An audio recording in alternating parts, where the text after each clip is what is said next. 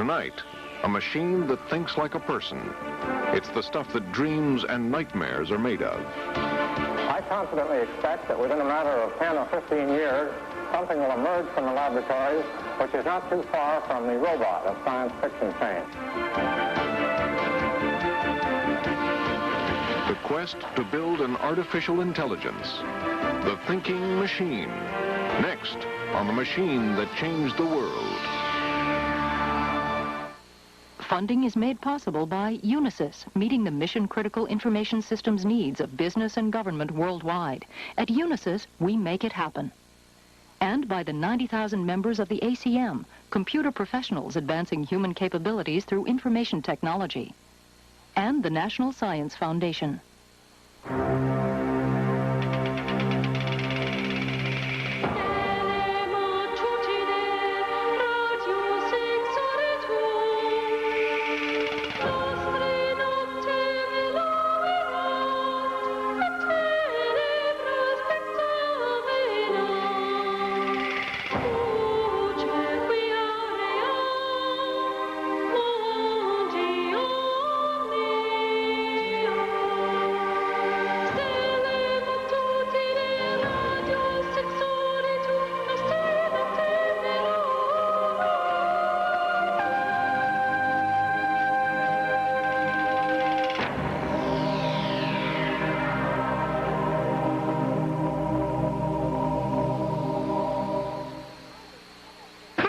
Different from a computer. What else do we have? It's not human. That's right.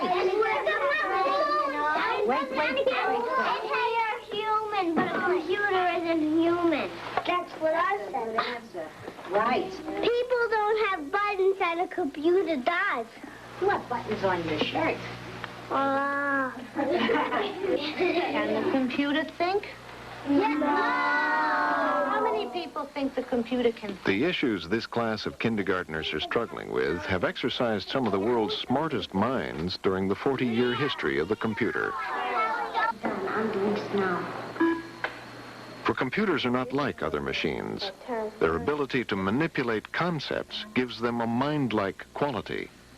And from the very beginning, some people saw them not as a calculating device or a mental aid, but a thinking machine. The thinking machine. Hello again. With me tonight is Professor Jerome B. Wiesner, Director of the Research Laboratory of Electronics at MIT. Dr. Wiesner, what really worries me today is what's going to happen to us if machines can think. And what interests me specifically is, can they? Well, that's a very hard question to answer. If you'd asked me that question just a few years ago, I'd have said it was very far-fetched. And today, I just have to admit I don't really know. I suspect if you come back in 4 or 5 years, I'll say, sure, they really do think. Well, if you're confused, Doctor, how do you think I feel? We're just really beginning to understand the capabilities of the computers. I've got some film to illustrate this point, which I think will amaze you.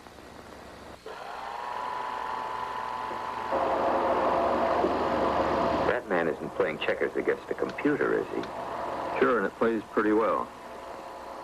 Now, which color... While most computer scientists saw it as a mere number cruncher, a small group thought that the digital computer had a much grander destiny. Being a general-purpose machine, it could be programmed to do things which in humans require intelligence, play games like checkers and chess, and solve brain teasers. Let's see what it's printing up. The field became known as artificial intelligence. And no one institution would be linked with its fortunes like the Massachusetts Institute of Technology, MIT. In 1958, two young mathematicians, Marvin Minsky and John McCarthy, set up a department to explore this exciting new intellectual frontier. They attracted a series of brilliant students. One of the first, Jim Slagle, got the idea of programming the computer to solve problems in freshman calculus. Our problem boils down to integrating a complex function, which is, at least it's most easily done in complex notation. Jim Slagle decided to write a program which would try to solve the kinds of problems that MIT students do in the first year calculus mathematics. And the problem was doing what we call symbolic integrals. And he wrote a program which consisted of more or less 100 kinds of rules or suggestions. The machine would try various ones, and then it would use the special set of rules. I called them rules of fear. If the thing got too complicated, it would say, that's no good, it's too complicated. But if it seemed to be getting simpler, it would follow it further. Well, the amazing thing, and this was 1960, just a couple of years after we started, the thing got an A on the MIT exam, and it was frightening. It was doing as well as the average student, or maybe slightly better. These first small exercises in artificial intelligence had turned out so well that hopes for the future were very high indeed. They were delirious that in 10 years they had gone from machines that moved bits around to machines that actually proved logic and played games, and everyone was amazed that these things, which what they thought were just number crunchers, could be minds, had intelligence. Thinking intelligent thoughts is a mysterious activity. While the brain, the hardware which enables us to think, is physical, philosophers have tended to locate our mental activities in a different abstract realm that we call the mind. Let's close our eyes and imagine that we're on the moon. Close your eyes now. Keep your eyes closed. Now imagine you're not on this planet Earth, but at a school on the moon. Okay?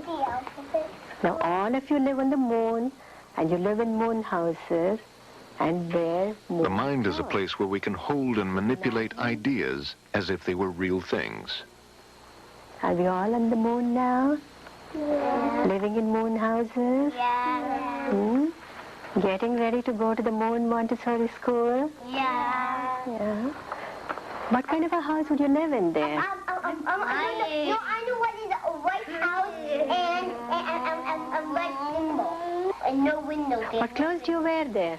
The ideas can be about real things we know about the world from our senses, but they can also be completely imaginary, dealing with worlds we have never seen.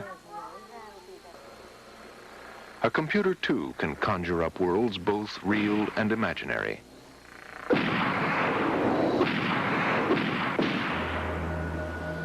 The pioneers of artificial intelligence reasoned that if a brain can also be a mind, then so can a computer. The fact that the hardware of the brain with its neurons was completely different from the computer with its vacuum tubes was irrelevant. It was the thoughts that they manipulated which were important. The pioneers in the field of artificial intelligence had little interest in the question of how the brain was actually constructed. That is, they viewed and continued to view the mind as something different from the brain. The mind is a symbolic processing entity. The brain is, so to speak, the hardware on which the mind runs. Mind is analogized to software. Brain is analogized to hardware. Just as software runs on the hardware of a computer, the mind is what, so to speak, runs on the wetware of a brain.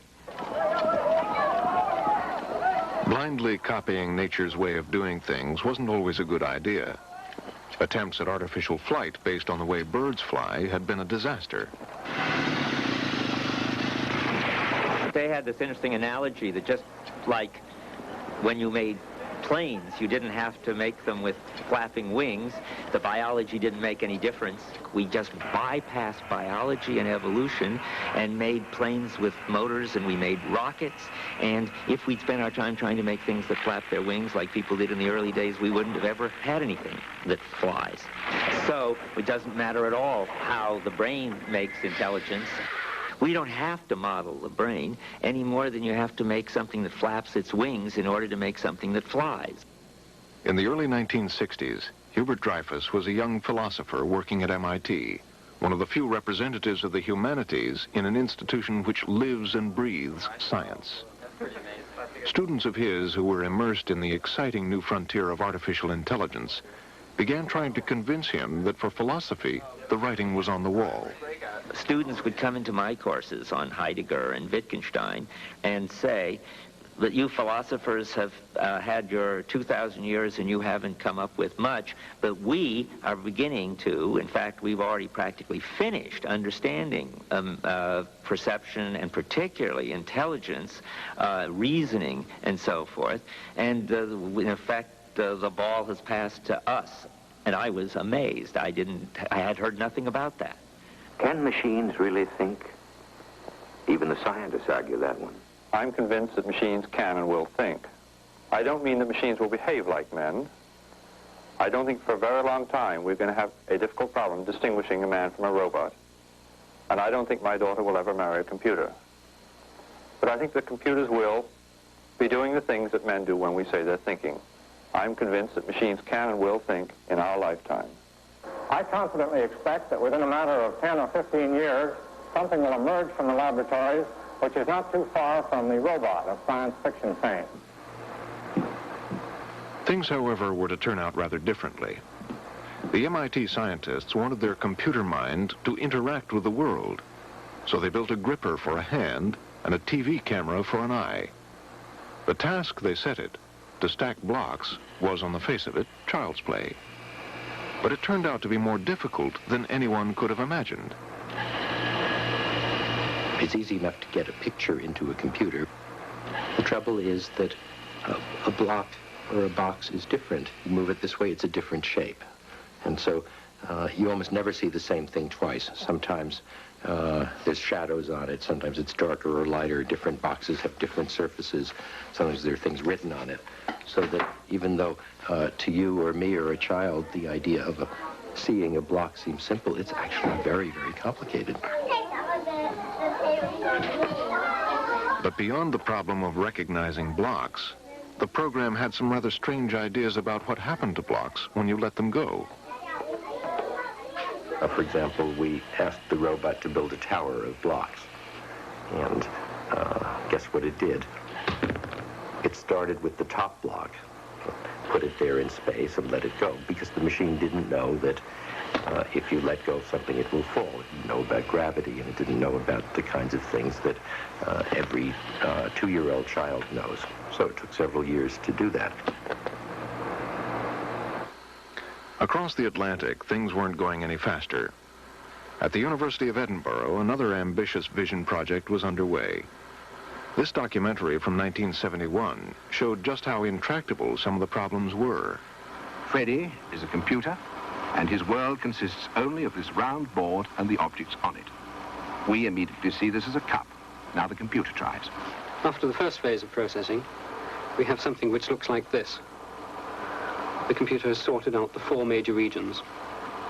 Top of the cup, body of the cup, hole in the handle, and this irregular region, which is the shadow. After painstakingly working out where the object ends and the background begins, the computer is ready to name what it is looking at. On the teletype, you can see the results coming out. But it took 10 minutes. A 2-year-old child would recognize it immediately. The problems of moving and seeing at the same time were even more taxing. At Stanford in the early 70s, Hans Moravec bravely tried to get his cart, a wagon connected to a massive computing engine, to cross a space avoiding objects in its path. Each flash represented 15 minutes of thinking time, which tied up the department's computers.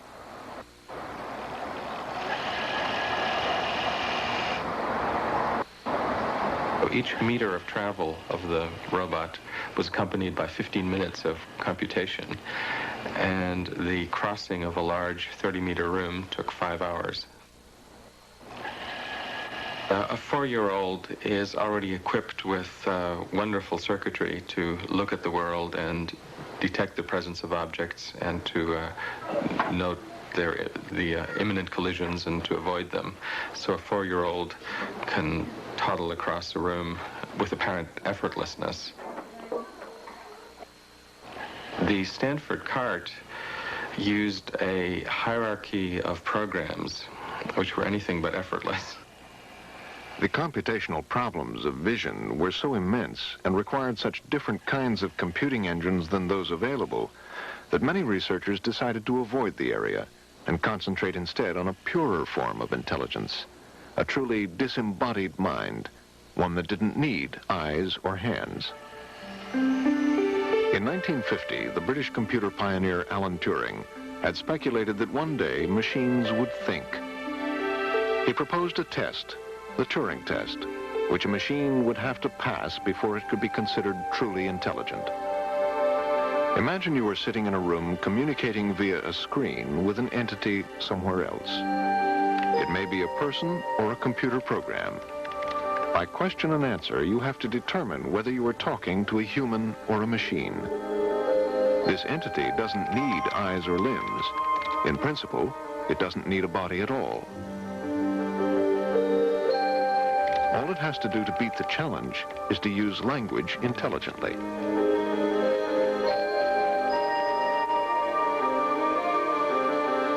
One of the first computer programs which sought to use language convincingly in this way was Joseph Weizenbaum's program ELIZA.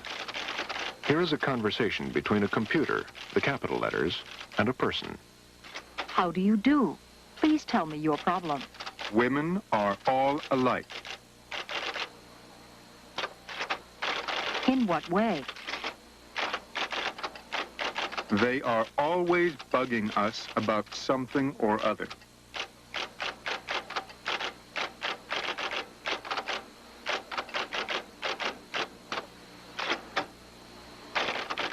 Can you think of a specific example? Although it seems to understand the words, it is in fact based on a series of tricks. Eliza understands nothing about the meaning behind the words. Often, Eliza just turns a reply into another question. Well, my girlfriend made me come here. Your girlfriend made you come here? But it is geared to look for important words like mother, father, or dream. Then it will respond more aggressively. She and my mother value therapy. Tell me more about your family. And once you realize this, it can be easily fooled. My opinion is that necessity is the mother of invention.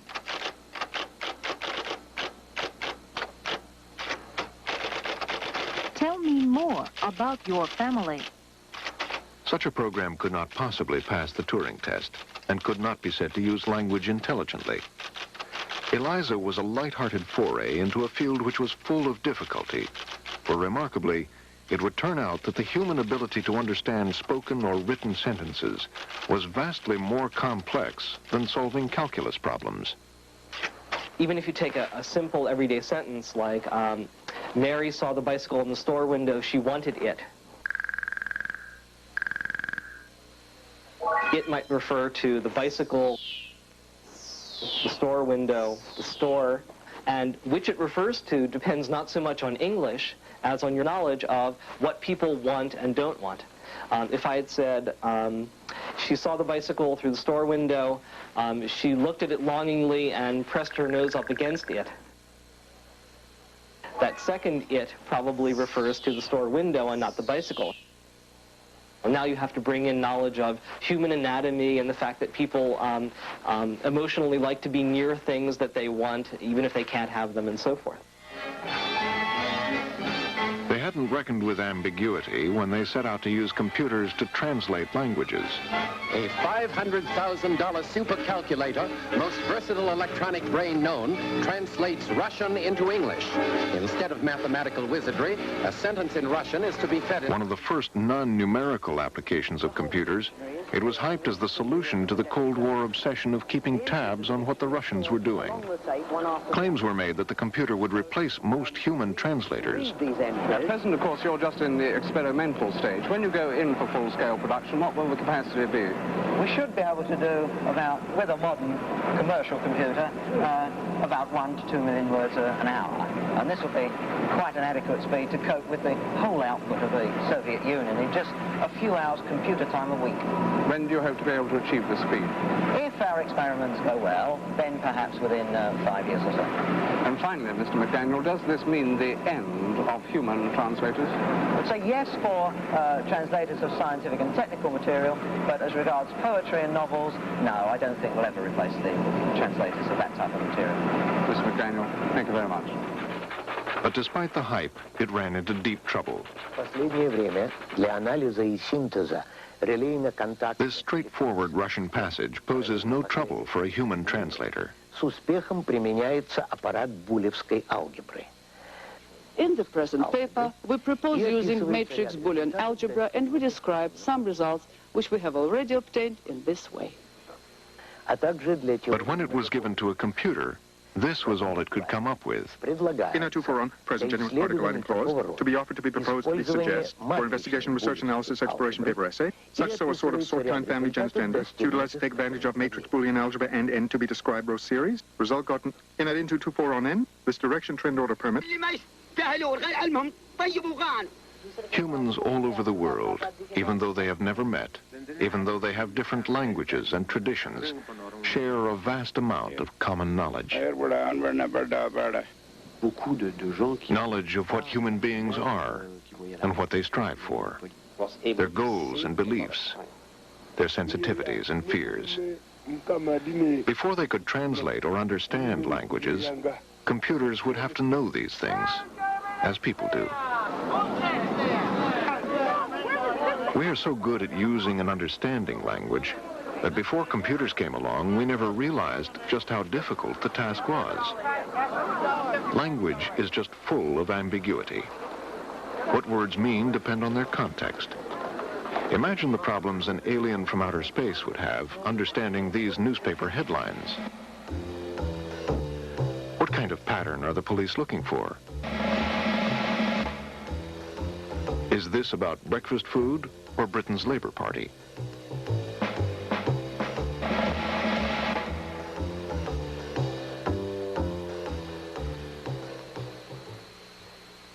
What we began to see is that the things that people think are hard are actually rather easy, and the things that people think are easy are very hard.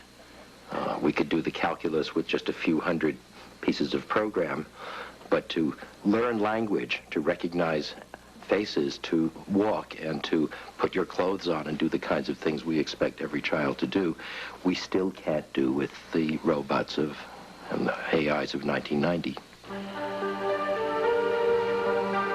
Once so promising, the fortunes of artificial intelligence now looked bleak indeed. In 1972, Hubert Dreyfus wrote a history cataloging the failures of AI called What Computers Can't Do.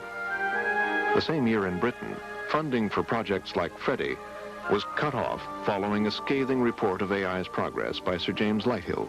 In no part of the field have the discoveries made produced the major impact that was promised. I'm going to describe very briefly. Minsky and his colleagues didn't give up. They set about working on machine learning and on how to represent knowledge in computers so that computers could use that knowledge to resolve ambiguity in language. One project did succeed. Terry Winograd's program, Schlurdlu, could use English intelligently, but there was a catch. The only subject you could discuss was a micro-world of simulated blocks. Find the block which is taller than the one you are holding and put it into the box.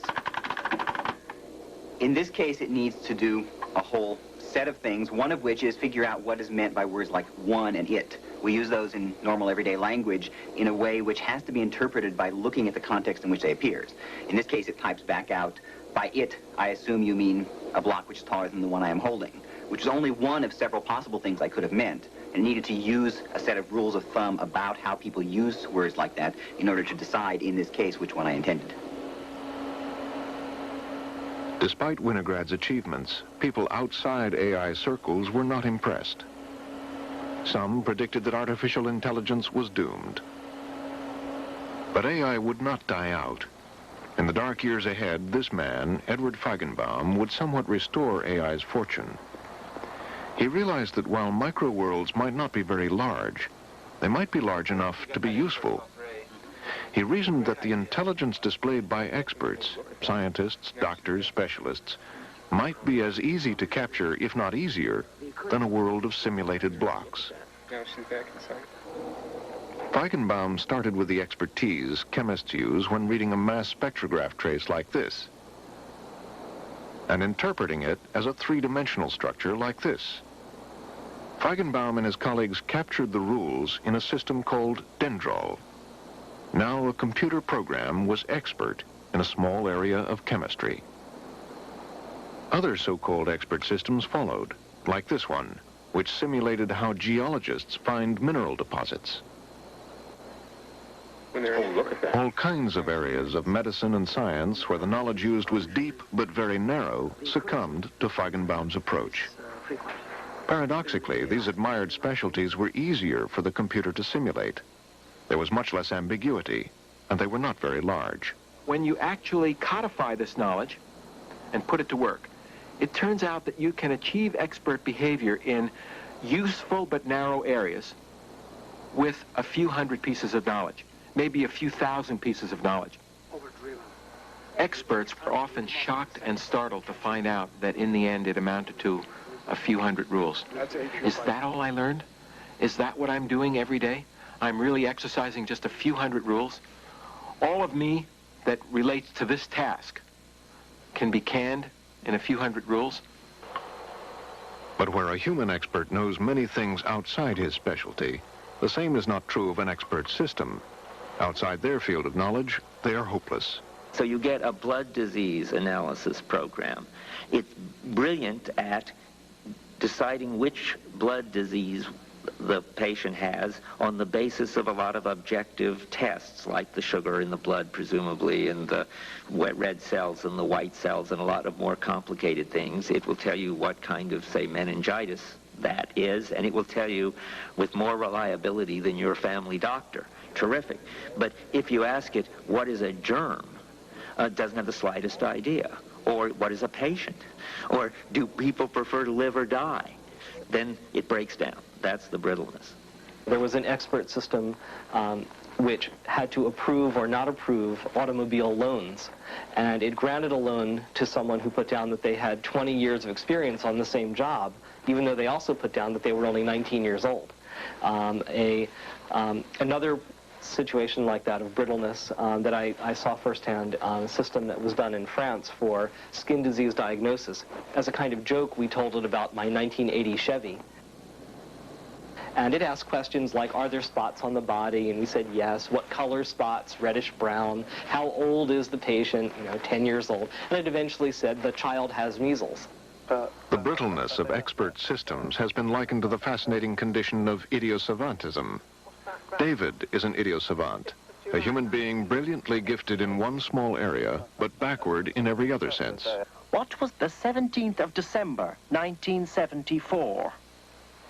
It was a Tuesday. The 10th of June, 1917. It was a Sunday. The 1st of March, 2044. It'll be a Tuesday.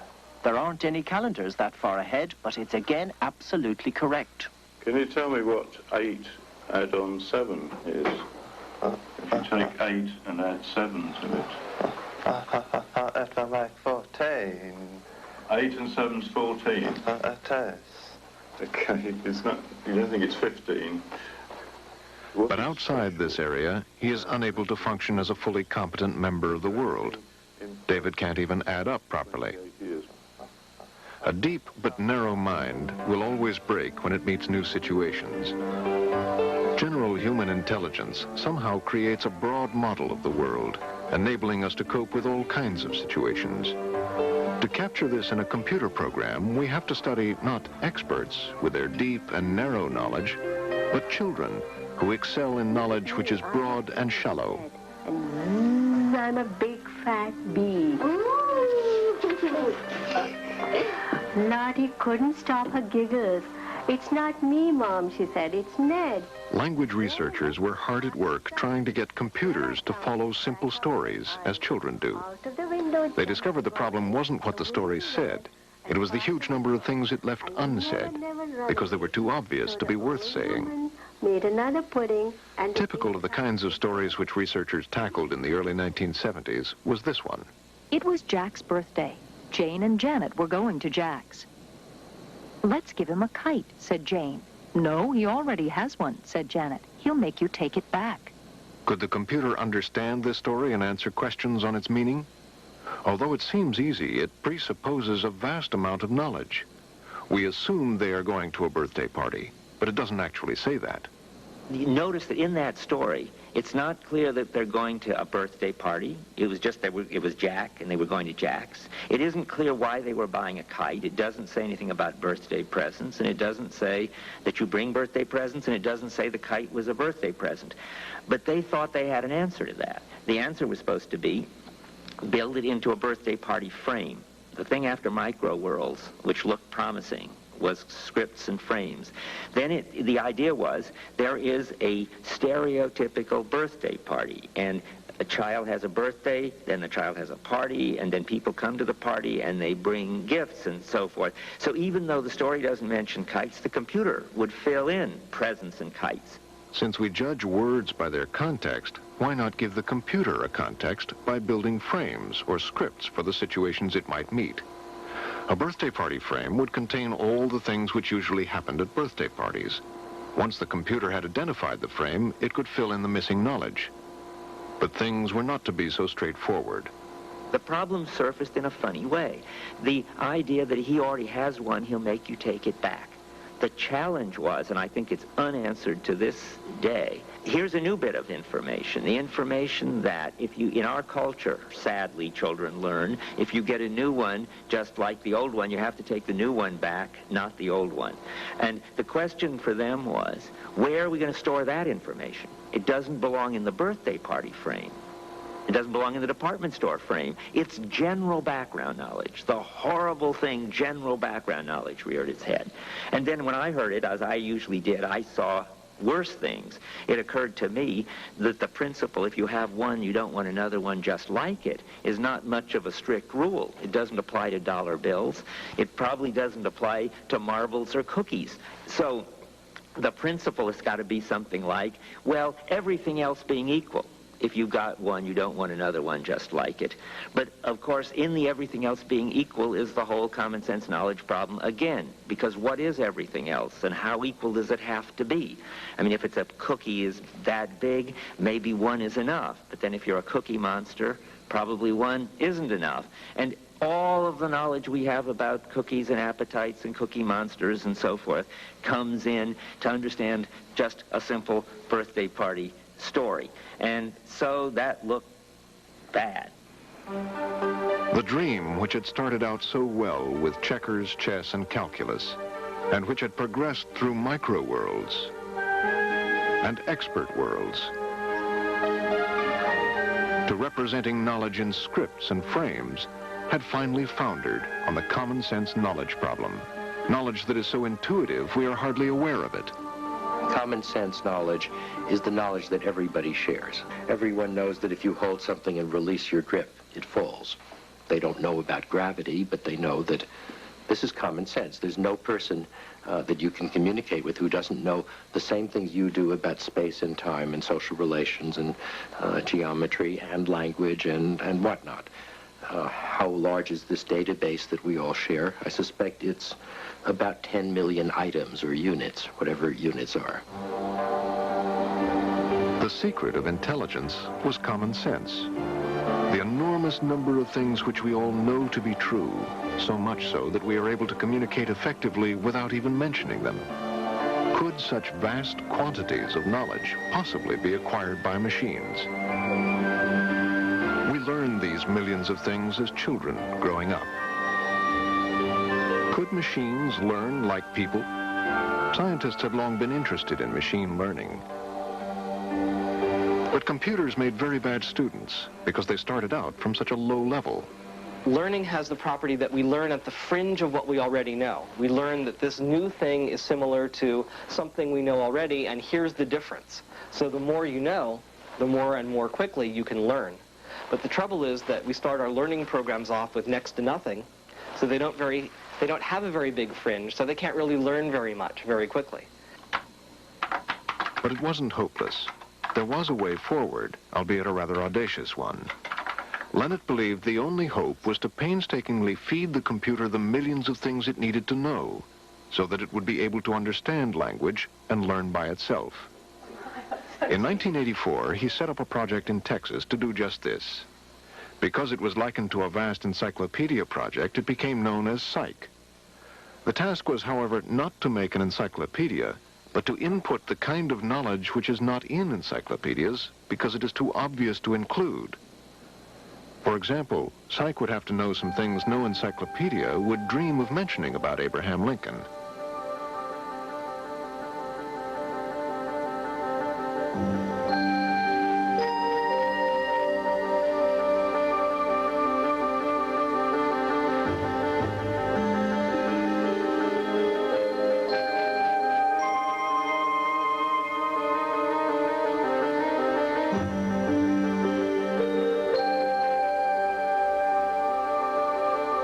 The Psych project was the ultimate test of AI. If it was possible to build an artificial mind, this apparently was the only way to do it. Before a computer could understand language, before it could learn, it had to be given millions of pieces of common sense. But critics said Lennett's ambitious 10-year project would never work because knowledge alone was not enough. Real common sense, they argued, depended on having something no computer possessed, a human body.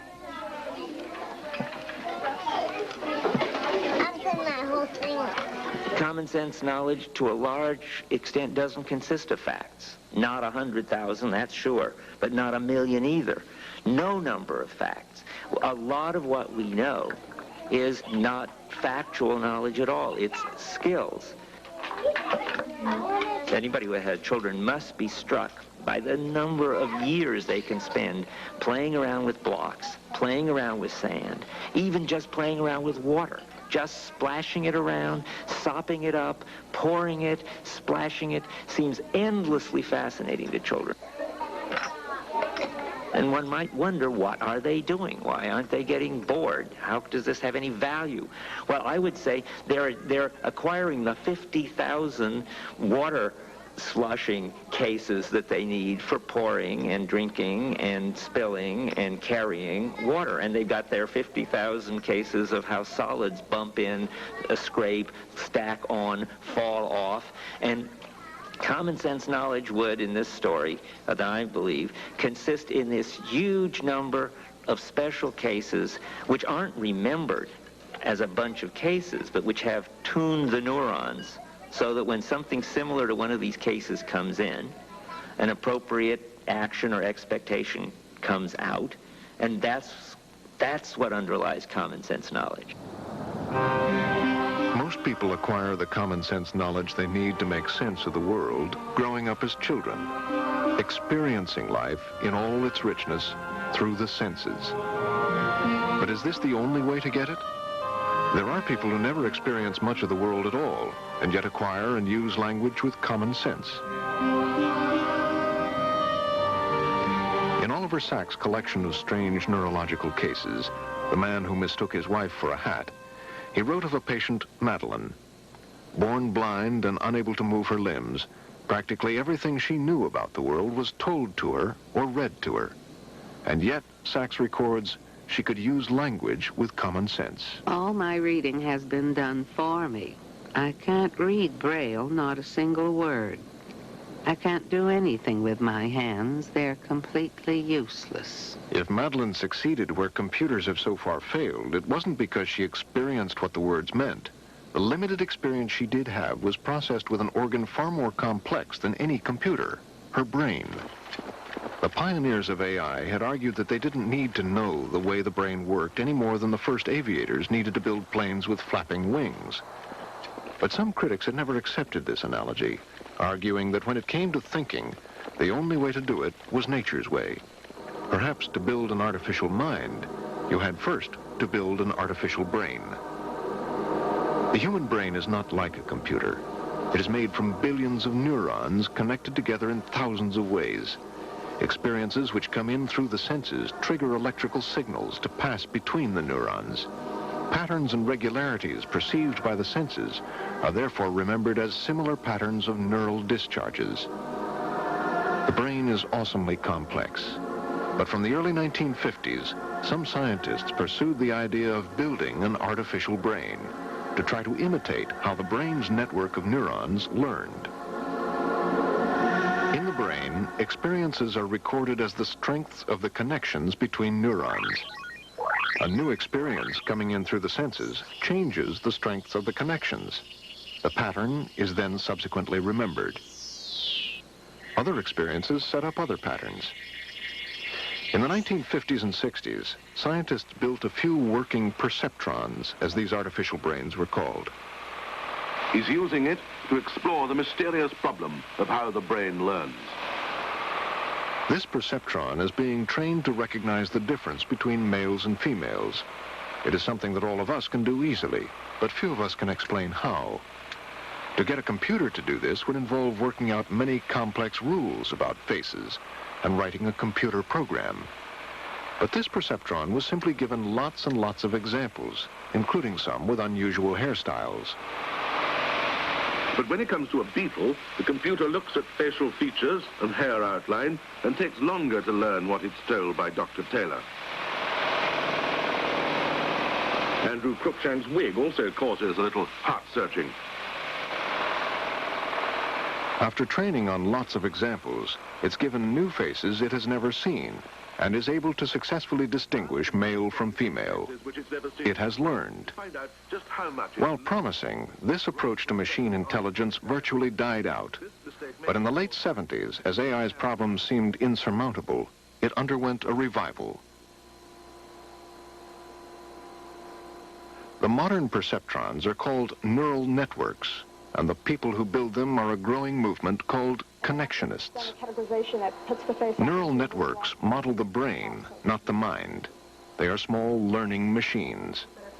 And at universities all over the world, connectionists are seeing how much they can get their neural networks to learn.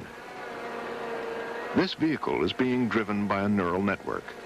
The network hasn't been programmed. It has learned by itself how to keep the vehicle on the road. It's recovering. Okay, very good. I won't try and go any faster.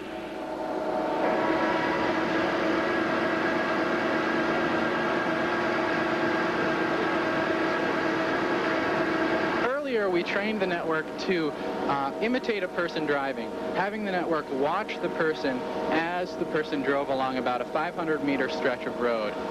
Now the network has taken over for itself. You can see that down here at the bottom of the image, this square represents the image being fed into the neural network as input. The network has basically learned to key on the position of the white line and the edge of the road to determine where the road is and hence in what direction it should steer. All right. Okay, here comes a shadow. This should be interesting. See how it deals with this. Seems to be doing okay. Looking good, Dave. Yeah, things are going well. While neural networks are superficially appealing, the tasks which nets can so far conquer are a far cry from common sense. This net has to be retrained if it rains. They are every bit as small as the micro-worlds of AI, and they have a problem which conventional software doesn't. Researchers don't as yet know how nets learn. This matters because what the net may be learning may not be what the researchers think it's learning. Early neural networks contain some big surprises. They took a lot of pictures of tanks more or less hidden behind trees and trees without any tanks behind them. And they trained a connectionist net to distinguish very clearly between the set of pictures where there were tanks and the set of pictures where there weren't tanks. And it worked wonderfully. And then they went out, and they trained it on those two sets, but they wanted to know, of course, whether it could do new ones that it hadn't seen before. Well, first they gave it further ones that they hadn't shown it from the set of tanks, and it got them. And further ones from the set of trees without tanks, and it got them. But then just to make sure, they went out and took some more pictures and gave them to the connectionist net, and it failed completely. And then the solution turns out to be that all the pictures with tanks in them were taken on a sunny day, and the picture without tanks were taken on a cloudy day. And what the net had learned to discriminate was how forests look in cloudy and sunny days. Now, no human being seeing big tanks behind some trees and not behind others would find that the similarity between the scenes was whether it was cloudy or sunny, because the way we're tuned, I mean, the similarities go with whether the tanks are there or not. But nets, any old thing counts as similar. My cat is in love with a rat. The prospect for tiny neural networks to capture something as elaborate as common sense is a very long-term one, as connectionists are the first to admit. The nearest they have come to human speech is to get a network to learn to associate patterns of letters with their sounds when read aloud. And my sheep will not sleep. There is a way to end. The network was called NetTalk. Join the fun. You're going to hear first what the network sounds like at the very beginning of the training. And it won't sound like words, but it'll sound like attempts that will get better and better with time. The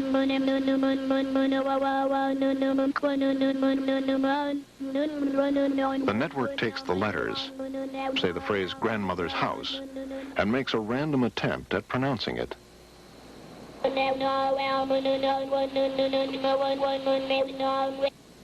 Grandmother's house. The phonetic difference between the guess and the right pronunciation is sent back through the network. Grandmother's house.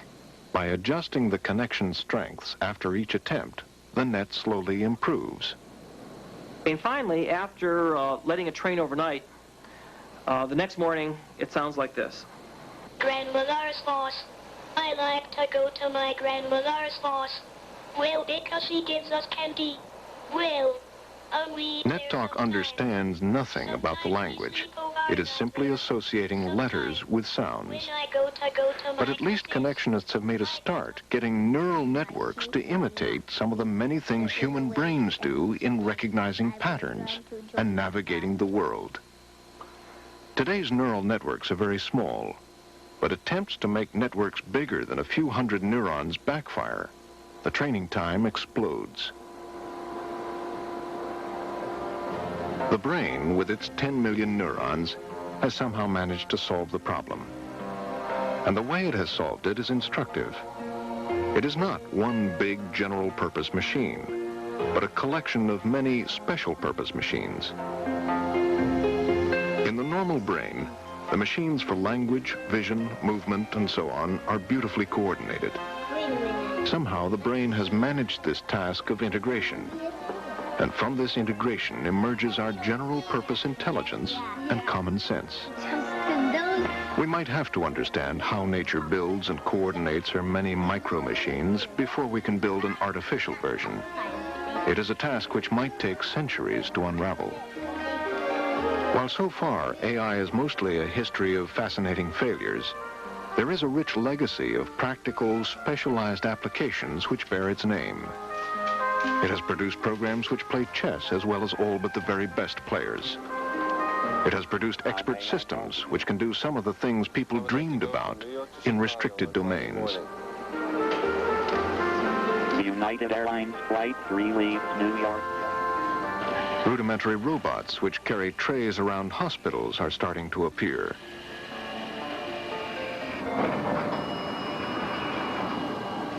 There are computers which can read books to the blind. A signed statement can be provided by a legally qualified physician showing them. And can even translate limited amounts of Japanese into English. I have a sharp pain in my abdomen. But while these practical applications have appropriated the name artificial intelligence, they have little to do with the original quest for a general-purpose intelligence based on common sense. None of them could possibly pass the test Alan Turing had proposed in 1950, and which he expected would be passed by the end of the century. None of them could use language so well they could convince us they were human. But the quest has not yet been abandoned. A project Doug Lenat began in 1984, the Psych project, is still going strong.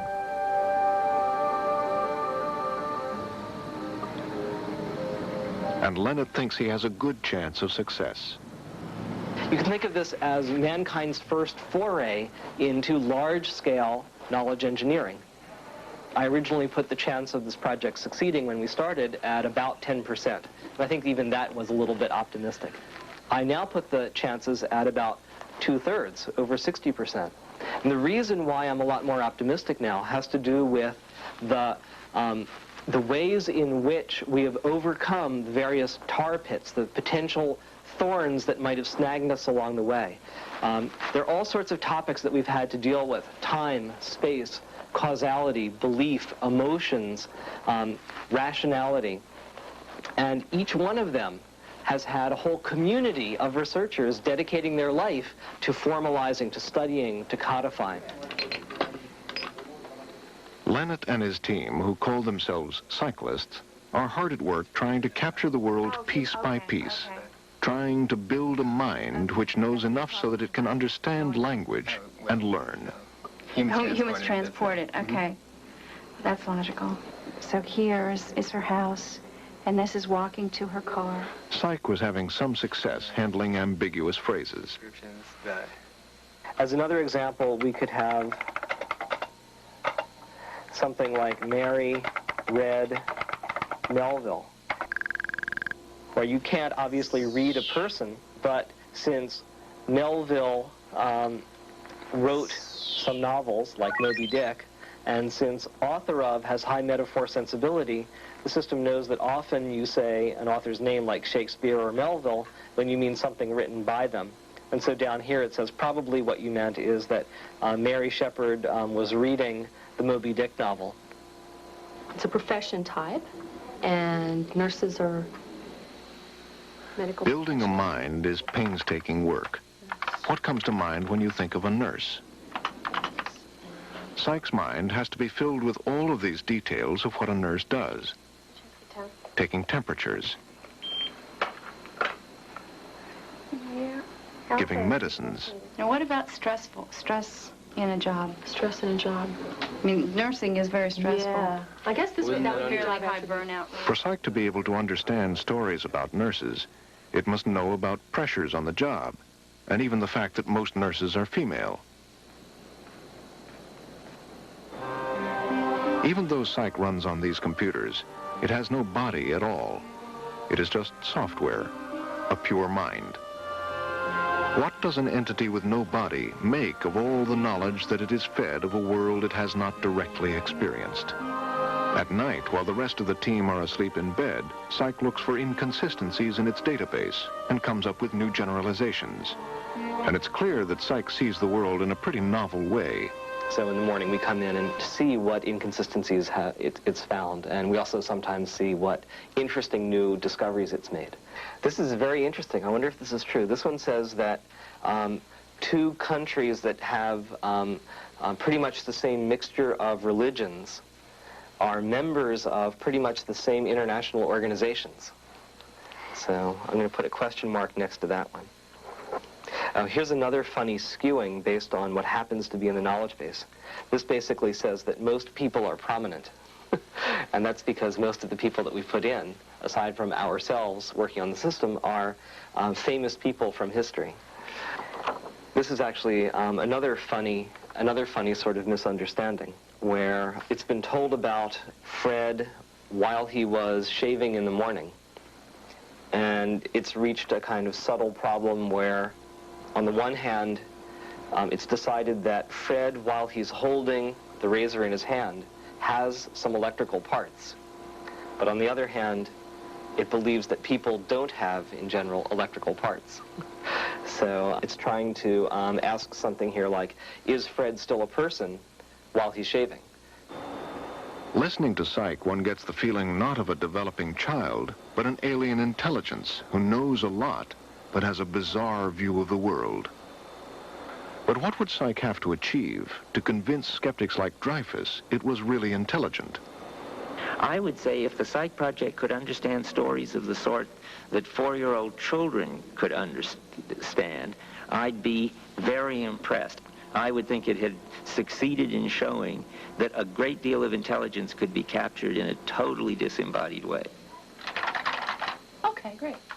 If it fails, then I think symbolic AI is finished. It's tottering already because there's only that project really that seems to offer any hope.